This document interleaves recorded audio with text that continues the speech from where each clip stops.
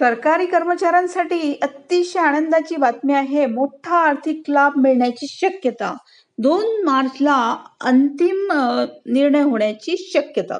आता EPFO लवकरच 2026-27 आर्थिक वर्षासाठी PF खात्यावर मिळणाऱ्या व्याजदराचा निर्णय जाहीर करणार आहे.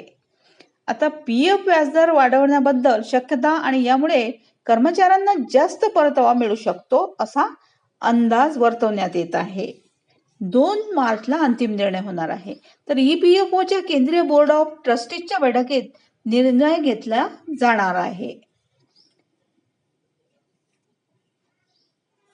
तसेच 8.25% दर कायम राहण्याची अपेक्षा आहे. इंटरेस्ट रेट 8.25% वर स्थिर होण्याची शक्यता.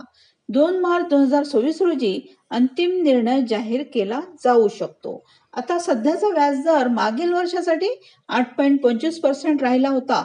तोच दर या आर्थिक वर्षातही कायम राहू शकतो. त्यामुळे PF खातेदारांना चांगला परतावा मिळण्याची शक्यता आहे.